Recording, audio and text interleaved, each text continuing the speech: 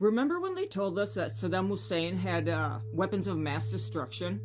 Well, what if I told you that the weapon of mass destruction may have been a Stargate, Anunnaki technology? Saddam believed that he was the reincarnation of Nebuchadnezzar, one of the kings of Anunnaki bloodline. In fact, he had excavated artifacts from Babylon and was building a theme park, a huge, magnificent structure as a theme park, an Anunnaki theme park. At the time, I was in Italy, and I lived by a NATO base, so when I'd go out, a lot of the times, I knew a lot of American soldiers.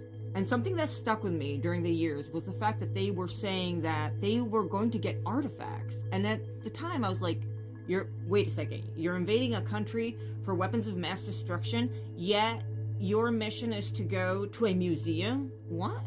Years ago, I did a video on this, and I also attached it to the Ancient Alien episode on where they confirmed everything and they showed military footage. Those two videos are still up on one of my backups. That was my very first account, and we all know what happens when you tell the truth. So I'm starting to see a lot of people that are recreating my viral video, but they are really twisting the situation around. When the troops invaded, they didn't go to science labs or facilities like that, or to where one would house such weapons. No, they went to the museums. The first thing that they raided were the museums. Right there, that is sus, right? Okay. So now that decades have gone by, can we please talk about it? They never found these famous weapons of mass destruction, but allegedly, they did take the Anunnaki Stargate. Now, the Stargate wasn't active. In fact, you need to know how to function, how to make it work.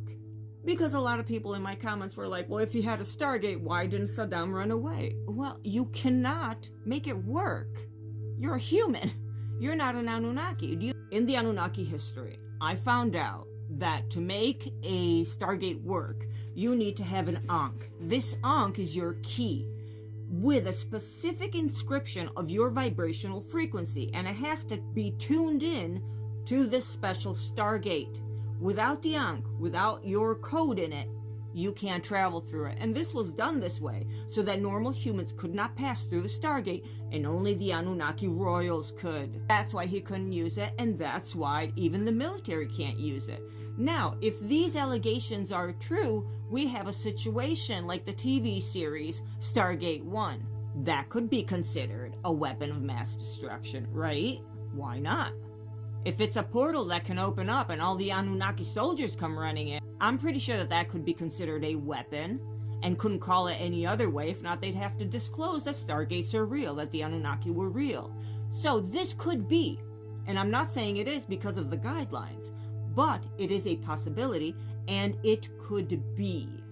So, all alleged, you do your own math and draw your own conclusions. Did Saddam Hussein have a Stargate? Because all the evidence points to this as being the real scenario.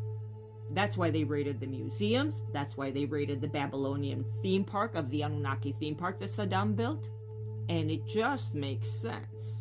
And in case anyone has any doubts, you can Google it and you can find articles admitting that the Gulf War was an error. They are calling it bad intel. So if the cat's out of the bag that it was bad intel and nobody ever had these weapons of mass destruction, maybe the bad intel was that the Stargate was a functional one, and instead they wouldn't know how to activate it even if they tried.